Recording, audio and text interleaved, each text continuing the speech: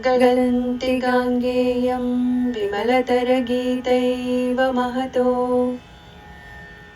नगाधीशात् श्रीमद्रमणमुनिरूपा जनिमती पदो वाणीरूपात् गणपतिकवेर्भक्तहृदयं समुद्रं संयाति प्रबलमलहारिण्यनुपदम्। श्रीरमणगीता नवमोऽध्यायः। ग्रन्थिभेदकथनम्। चतुर्दशेष्टमे रात्रौ महर्षिं पृष्ठवानहं ग्रन्थिभेदं समुद्दिश्य विदुषां यत्र संशयः। समाकर्ण्य मम प्रश्नं रमणो भगवान् ऋषिः ध्यात्वा दिव्येन भावेन किञ्चिदाह महामहाः। शरीरस्यात्मनश्चापि सम्बन्धो ग्रन्थिरुच्यते सम्बन्धेनैव शारीरं भवति ज्ञानमात्मनः। शरीरं जडमेतस्यादात्मा चैतन्यमिष्यते उभयोरपि सम्बन्धो विज्ञानेनानुमीयते। चैतन्यच्छायया श्लिष्टं शरीरं तादचेष्टते निद्रादौ ग्रहणाभावादूह्यते स्थानमात्मनः। सूक्ष्माणां विद्युदादीनां स्थूले तन्त्र्यादिके यथा तथा कळेबरे नाड्यां चैतन्यज्योतिषो गतिः। स्थलमेकमुपाश्रित्य चैतन्यज्योतिरुज्ज्वलं सर्वं भासयते देहं भास्करो भुवनं यथा। व्याप्तेन तत्प्रकाशेन शरीरे त्वनुभूतयः स्थलं तदेव हृदयं सूरयः सम्प्रचक्षते। नाडीशक्तिविलासेन चैतन्यांशु गतिर्मता देहस्य शक्तयः सर्वाः पृथङ्नाडीरुपाश्रिताः। चैतन्यं तु पृथङ्नाड्यां तां सुषुम्नां प्रचक्षते आत्मनाडीं परामेके परे त्वं मृतनाडिकाम्। सर्वं देहं प्रकाशेन व्याप्तो जीवोऽभिमानवान् मन्यते देहमात्मानं तेन भिन्नं च विष्टपम्। अभिमानं परित्यज्य देहे चात्मधियं सुधीः विचारयेच्छेदेकाग्रो नाडीनां मदनं भवेत्। नाडीनां मदनेनैवमात्मा ताभ्यः पृथक् कृतः केवलाममृतां नाडीमाश्रित्य प्रज्वलिष्यति। आत्मनाड्यां यदा भाति चैतन्यज्योतिरुज्ज्वलं केवलायां तदा नान्यदात्मनः सम्प्रभासते। सान्निध्याद् भासमानं वा न पृथक् प्रतितिष्ठति जानाति स्पष्टमात्मानं सदेहमिव पामरः। आत्मैव भासते यस्य बहिरन्तश्च सर्वतः पामरस्येव रूपादि स भिन्नग्रन्थिरुच्यते। नाडीबन्धोऽभिमानश्च द्वयं ग्रन्थिरुदीर्यते नाडीबन्धेन सूक्ष्मोऽपि स्थूलं सर्वं प्रपश्यति। निवृत्तं सर्वनाडीभ्यो यदैकां नाडिकां श्रितं भिन्नग्रन्थि तदा ज्योतिरात्मभावाय कल्पते। अग्नितप्तमयो गोलं दृश्यतेऽग्निमयं यथा स्वविचाराग्निसन्तप्तं तथेदं स्वमयं भवेत्। शरीरादिजुषां पूर्ववासनानां क्षयस्तदा कर्तृत्वमशरीरत्वान्नैव तस्य भविष्यति। कर्तृत्वाभावतः कर्म विनाशोऽस्य समीरितः तस्य वस्त्वन्तराभावात् संशयानामनुद्भवः। भविता न पुनर्बद्धो विभिन्नग्रन्थिरेकदा सा स्थितिः परमा शक्तिः सा शान्तिः परमा मता। इति श्रीरमणगीतासु ब्रह्मविद्यायां योगशास्त्रे श्रीरमणान्ते वासिनो श्रीवासिष्ठस्य गणपतेरूपनिबन्धे ग्रन्थिभेदकदनं नाम नवमोऽध्यायः। Sri Ramana Gita, Chapter 9, on cutting the knot. On the night of the 14th of August, I put a question to Bhagavan Ramana Maharshi regarding Granthi Bheda, on which even the learned have doubts.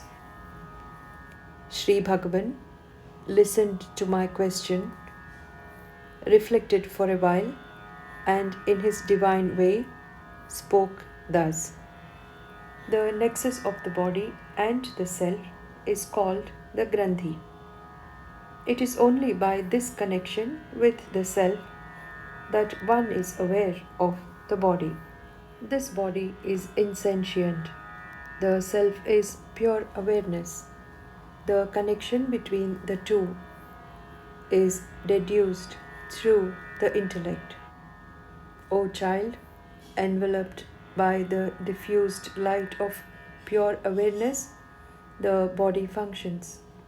Owing to non-apprehension of the world in sleep, in swoon, and so on, the location of the self has to be inferred.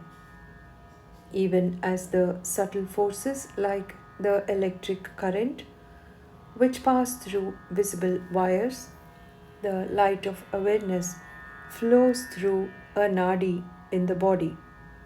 The effulgent light of pure awareness, taking hold of a center, lights up the entire body as the sun illumines the world.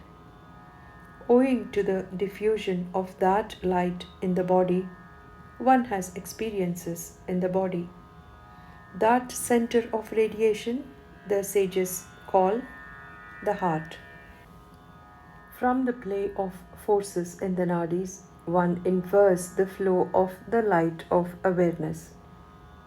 The forces course through the body, each hugging its special nadi.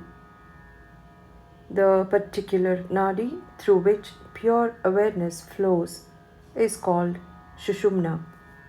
It is also called Atmanadi, Paranadi, and Amritanadi. As the light pervades the entire body, one gets attached to the body, mistakes the body for the self, and regards the world as different from oneself. When the discerning one renounces attachment and the identification of himself with the body and pursues one-pointed inquiry, a churning starts in the nadis.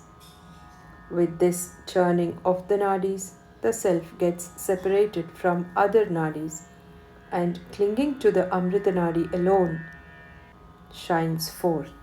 When the effulgent light of awareness shines in the Atmanadi alone, nothing else shines except the self. Anything that appears before such a jnani has no separate existence. He knows the self as clearly as the ignorant one knows his body. He for whom the Atman alone shines, within, without, and everywhere, as clearly as objects shine to the ignorant, is called the one who has cut the nexus or Granthi.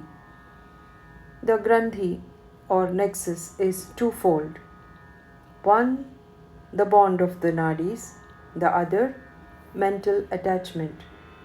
The perceiver, though subtle, perceives through the bond of the nadis the entire material world.